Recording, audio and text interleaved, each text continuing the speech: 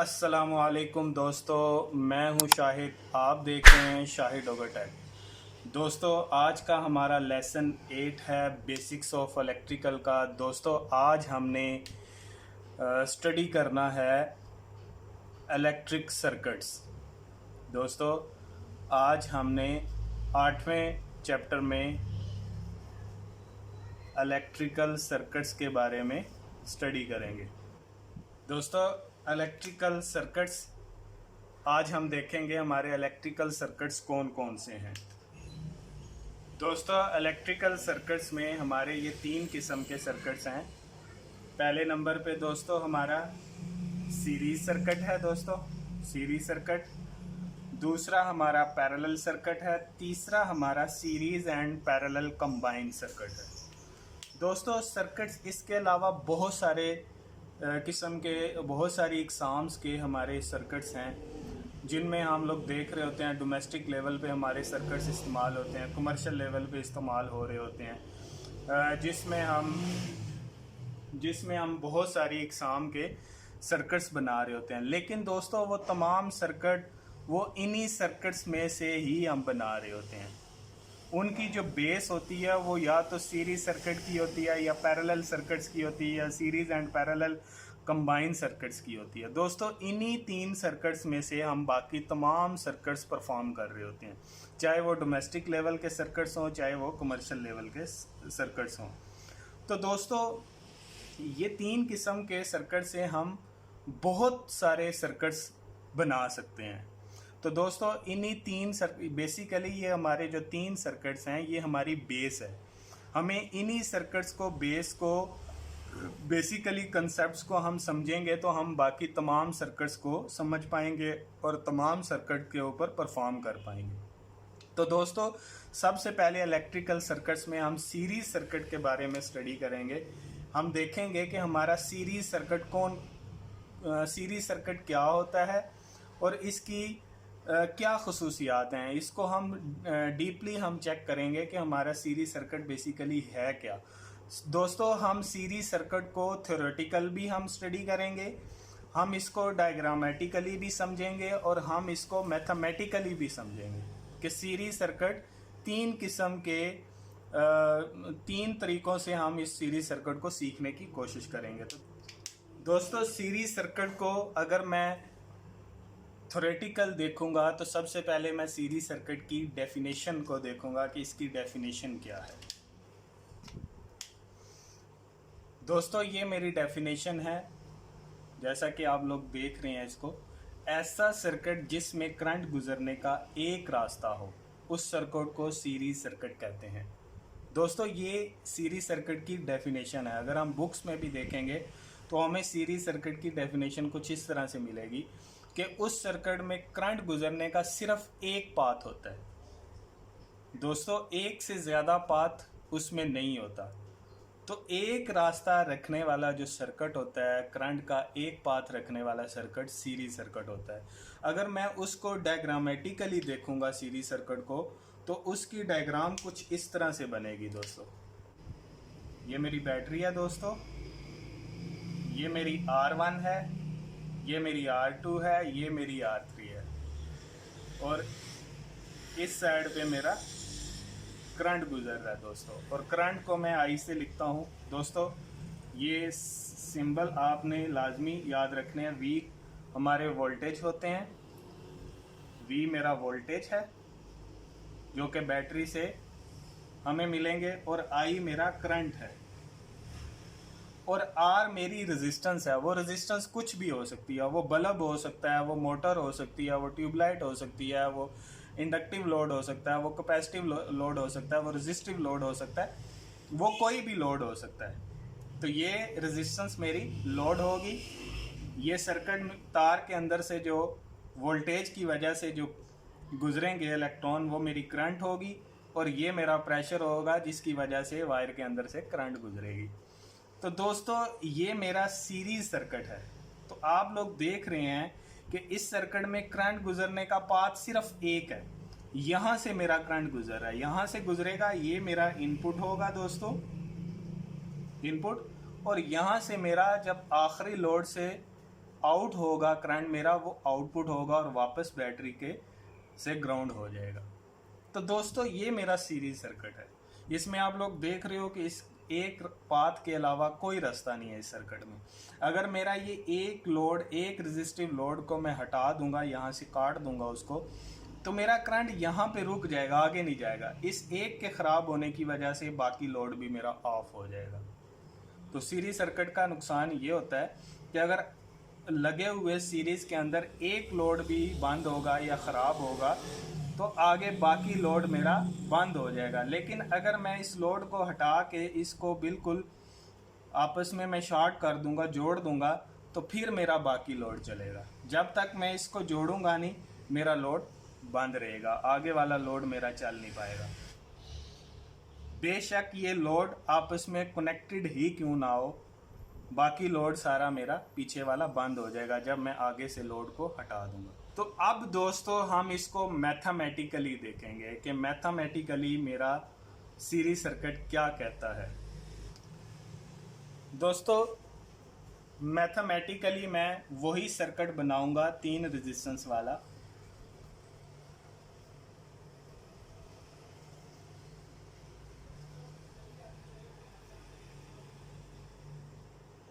ये मेरे वोल्टेज हैं दोस्तों। मैं 30 वोल्ट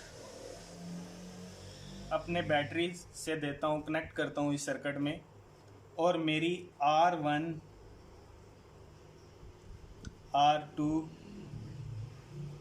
R3 क्या होगी दोस्तों। R1 मैं 2 ओम की रेजिस्टेंस लगाता हूँ, R2 में मैं 4 ओम की रेजिस्टेंस लगाता हूँ, R3 में मैं 6 ओम की रेजिस्टेंस लगाता हूँ। ये मैं सपोज कर रहा हूँ, ये हम सपोज कर रहे हैं दोस्तों, ठीक है। और यहाँ से मैं सॉल्यूशन देखूंगा कि इस सर्किट का सॉल्यूशन क्या होगा, ठीक है दोस्तों। और इस सर्किट की जो करंट होगी दोस्तों, टोटल करंट, इस सर्किट्स की टोटल करंट मैं फाइंड करूंगा। क्या करेंगे दोस्तों, इस सर्किट की टोटल रेजिस्टेंस हम फाइंड करेंगे और V1 फाइंड करेंगे, V2 फाइंड करेंगे और V3 फाइंड करेंगे। क्यों दोस्तों, ये 3 ही क्यों, V4 क्यों नहीं है? V4 इसलिए नहीं है कि हमारी रेजिस्टेंस 3 है दोस्तों। जब हमारी 3 रेजिस्टेंस होंगी तो 3 जगह पे हमारे वोल्टेज अप्लाई होंगे। अगर मेरी 2 रेजिस्टेंस होती तो V1 या V2 ही होता, फिर V3 ना होता। इस वजह से मेरे जो वोल्टेज हैं वो 3 जगह पे परफॉर्म कर रहे हैं। सीरीज सर्किट में मेरे वोल्टेज तकसीम हो रहे हैं दोस्तों। सीरीज सर्किट की अगर मैं दूसरी करैक्टरिस्टिक्स देखूंगा, सीरीज सर्किट होते हैं और थर्ड करंट एक जैसी रहती है दोस्तों, करंट तकसीम नहीं होगी। अगर इस सर्किट में मैं करंट 10 एम्पेयर रखूंगा तो वो 10 एम्पेयर ही रहेगी, 20 एम्पेयर रखूंगा 20 एम्पेयर ही रहेगी, लेकिन वोल्टेज मेरे तकसीम हो जाएंगे। कैसे? अगर 30 हैं तो ये रेजिस्टेंस को देख के अपने अलग अलग वोल्टेज पे तकसीम हो जाएंगे दोस्तों। हो सकता है इस पे मेरे 5 वोल्ट अप्लाई हो रहे हो सकता है इस पे 10 हो रहे हो, इस पे 15 वोल्ट मेरे अप्लाई हो रहे हो, क्योंकि वो रेजिस्टेंस के ऊपर, रेजिस्टेंस जितनी ज़्यादा होगी उतनी करंट कम जाएगी उसमें, जितनी रेजिस्टेंस कम होगी उतनी करंट ज़्यादा हमारी अप्लाई होगी। तो दोस्तों अभी मैं सॉल्यूशन को देखूंगा। सॉल्यूशन में मुझे क्या करना होगा, मैं सबसे पहले RT फाइंड करूंगा दोस्तों। मुझे RT टोटल रेजिस्टेंस का भी पता होना चाहिए, और मुझे पता है 2 ओम है, R2 का भी मुझे पता है 4 ओम है, R3 का भी पता है 6 ओम है, IT का नहीं पता, वो मुझे मालूम करनी पड़ेगी। उसके बाद V1 भी मुझे फाइंड करनी पड़ेगी, V2 भी फाइंड करनी पड़ेगी, V3 भी फाइंड करनी पड़ेगी दोस्तों। ये सर्किट की तमाम सॉल्यूशन है, और VT मुझे पता है 30 वोल्ट है। दोस्तों ये तमाम सॉल्यूशन है इस सर्किट का। आरटी, इसके अलावा हमने कोई सर्किट की किसी चीज़ के बारे में हमें मालूम नहीं करना। टोटल रेजिस्टेंस को फाइंड करने के लिए दोस्तों मुझे टोटल रेजिस्टेंस का फार्मूला सीरीज सर्किट में क्या होगा, सीरीज सर्किट में होगा R1 plus R2 plus R3, इसी तरह 101 हम चलते रहेंगे।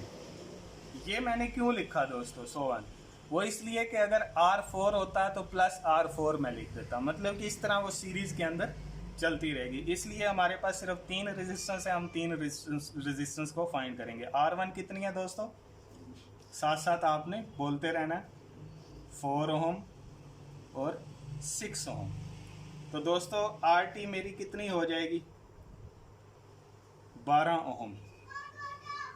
ये मेरी टोटल रेजिस्टेंस है दोस्तों 12 ओम। तो मैं ये RT वाली जगह पे लिख दूंगा 12 ओम। एक चीज़ हमने फाइंड कर ली दोस्तों, ये हमने RT अब फाइंड कर ली। अब हमने दोस्तों IT को फाइंड करना है, टोटल करंट को हमने फाइंड करना है कि हमारा टोटल करंट क्या है। अहम बात हमने सीखनी है, गौर से देखना है। टोटल करंट फाइंड करने का फार्मूला होगा, पहले फार्मूला हम लेंगे ओहम लॉ का, V = IR। ये दोस्तों क्या है, ये ओहम लॉ है, ओहम का कानून है। इंशाल्लाह हम अगले चैप्टर के अंदर, अगले लेसन के अंदर हम ओहम लॉ को स्टडी करेंगे।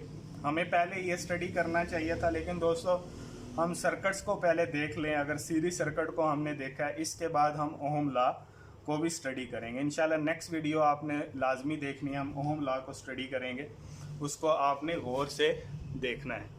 तो ये ओहम लॉ है दोस्तों, V = IR। इस फार्मूले को आप लोगों ने अपने जहन के अंदर अच्छी तरह डाल लेना है कि ओहम लॉ क्या है, V = IR।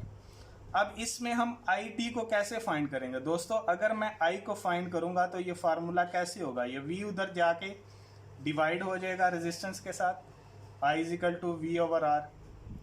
ठीक है दोस्तों, तो ये इस फार्मूले के तौर पे हम टोटल करंट को फाइंड कर लेंगे। क्या फार्मूला है दोस्तों, I = V/R। इधर साइड पे मैं लिख देता हूँ, I = V/R।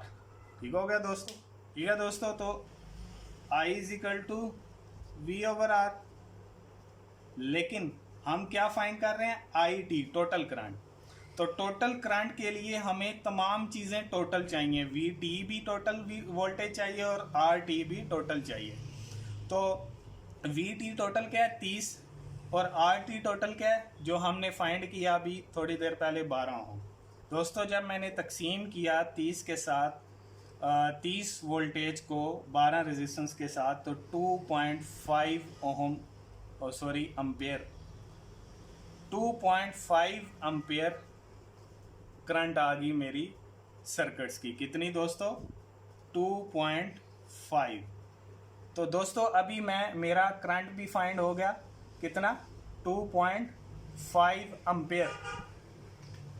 तो मैंने टोटल करंट भी सर्किट्स की फाइंड कर ली, I = V/R के फार्मूले से। तो ये मेरी टोटल करंट भी आ गई दोस्तों। अब हमारे पास सर्किट्स की टोटल रेजिस्टेंस भी हमें फाइंड होगी, टोटल वोल्टेज भी हमें पता चल गए, टोटल करंट भी निकल गई। अब हमारा जो लास्ट हमने जो चीज़ फाइंड करनी है वो V1, V2 और V3। तो दोस्तों V1 का फार्मूला आपको मैंने थोड़ी देर पहले ओहम लॉ बताया था, V = IR का। तो दोस्तों V1 का फार्मूला भी इसी से हमें मिलेगा, V = IT R1। दोस्तों V = IR तो फार्मूला था, लेकिन हम V1 फाइंड कर रहे हैं ये। तो V1 के लिए R1 हमें अप्लाई करना पड़ेगा। टोटल करंट तो सर्किट्स की टोटल करंट एक जैसी रहेगी, वो चेंज नहीं होगी, लेकिन वोल्टेज तकसीम हो रहे हैं कहाँ पे, R1 पे। तो जब मैं इस फार्मूले को लेके चलूँगा तो IT मेरा कितना है दोस्तों, 2.5 मल्टीप्लाई बाय R1 कितना है, 2, 1 कितना है मेरा, 5। इट मीन्स कि इस रेजिस्टेंस के ऊपर मेरे 30 वोल्ट में से 5 वोल्ट मेरा R1 ले रहा है। दोस्तों समझने वाली बात है, गौर से इसको समझना है। कि दोस्तों देखो मुझे पता चला कि जहाँ पे मेरी 2 ओम की रेजिस्टेंस सीरीज़ के अंदर, सीरीज सर्किट, हम बाकी सर्किट्स की बात नहीं कर रहे, मैं सीरीज सर्किट की बात कर रहा हूँ कि जहाँ पे 2 ओम की रेजिस्टेंस थी वहाँ पे 5 वोल्ट मेरे लगे। ठीक है, अभी हम V2 को देखते हैं दोस्तों। V2 का फार्मूला जस्ट मैंने इस फार्मूले को चेंज करना है जी, यहाँ पे मैं V2 लिखूंगा और यहाँ पे मैं R2 लिख दूंगा। बाकी फार्मूला मेरा सेम टू सेम है। IT मुझे पता है 2.5 थी, तो R2 कितनी है दोस्तों आपने बताना है, 4 ओम। जब मैंने 4 किया तो मेरा 10 वोल्ट प्रेशर आ गया R2 के ऊपर। V2 के ऊपर कितना है दोस्तों, 10 वोल्ट। तो मैं यहाँ पे अपने 10 वोल्ट लिख दूंगा। V2 भी फाइंड हो गया। इसी तरह दोस्तों V3 अब हमने फाइंड करना है, तो जस्ट मैंने इस फार्मूले को चेंज करना है, V3 R3 आ जाएगा। तो दोस्तों R3 कितना है, 6 ओम। जब 6 ओम के साथ मैंने मल्टीप्लाई किया तो मेरे 15 वोल्ट आ गए दोस्तों। तो V3 पे मेरे 15 वोल्ट और यहाँ पे मैं V3 लिख दूंगा 15 वोल्ट। ठीक हो गया दोस्तों अब मेरा सारा का सारा सॉल्यूशन कंप्लीट हो गया। सीरीज सर्किट के मैंने तमाम पॉइंट्स कंप्लीट कर लिए दोस्तों। अब आपने एक चीज़ देखनी है कि जैसी मेरी रेजिस्टेंस कम थी, मेरे वोल्टेज कम अप्लाई हो रहे थे R1 पे। जैसे जैसे मेरी रेजिस्टेंस ज़्यादा होती गई मेरे वोल्टेज ज़्यादा होते गए। तो सीरीज सर्किट के अंदर जितनी ज़्यादा रेजिस्टेंस होगी उतने ज़्यादा वोल्टेज आपको अप्लाई करने पड़ेंगे। लेकिन सीरीज सर्किट में एक नुकसान हमें उठाना पड़ता है कि हमारे वोल्टेज डिवाइड हो जाते हैं। 30 वोल्ट में वोल्टेज में से 5 V1 ले गया, 10 V2 ले गया, 15 V3 ले गया। तो हमारा लोड जो है वो प्रॉपरली परफॉर्म नहीं कर पाता सीरीज सर्किट के अंदर। तो दोस्तों ये आप लोगों ने एक पॉइंट देखा। दूसरा अब हम दोबारा इसको देखेंगे, VT हमारा क्या था। VT अगर मैं V1 plus V2 plus V3 को देखूंगा तो V1 मेरा 5 जमा 10 जमा 15, तो टोटल मेरा VT क्या होगा दोस्तों, 30 वोल्ट, जो कि मेरी ऑलरेडी मुझे पता है कि मैंने 30 वोल्ट सर्किट्स में दिए थे। V1 को भी जब हमने प्लस किया तो हमारे 30 वोल्ट ही सर्किट्स के आए। सर्किट्स के मुतल्लिक कोई सवाल, कोई क्वेश्चन हो तो कमेंट्स बॉक्स में लाजमी बताना दोस्तों ये बेसिक चीज़ें हैं, ये आप लोगों को समझनी पड़ेंगी अगर आप एक अच्छा इलेक्ट्रिकल इंजीनियर बनना चाहते हो, एक अच्छा वर्कर बनना चाहते हो इलेक्ट्रिकल फील्ड के ऊपर। तो ये सारी चीज़ें आपको पता होनी चाहिए, क्योंकि हम हर रोज़ सर्किट्स के ऊपर काम कर रहे होते हैं। हमने डोमेस्टिक लेवल पे भी काम करना है, हमने कमर्शियल लेवल पे भी काम करना है। तो ये बेसिक चीज़ें हमें पता होनी ज़रूरी हैं। तो दोस्तों उम्मीद करता हूँ आपने अच्छे से सीखा होगा। एंड पे एक ही रिक्वेस्ट करता हूँ कि वीडियो को ज़्यादा से ज़्यादा लाइक करें, शेयर करें और सब्सक्राइब करें। सब्सक्राइब के साथ साथ आप घंटी का बटन भी दबाया करें ताकि आपको हर नई आने वाली वीडियो आपको पहले मिल सके। दोस्तों एंड पे आपके लिए दुआ करता हूँ कि अल्लाह ताला आपको हर किस्म की मुसीबत परेशानी से दूर रखे, अल्लाह ताला आपको अपने हिफ्ज़-ओ-अमान में रखे। ढेर सारी दुआओं के बाद मैं आपसे इजाज़त चाहता हूँ। अल्लाह हाफिज़।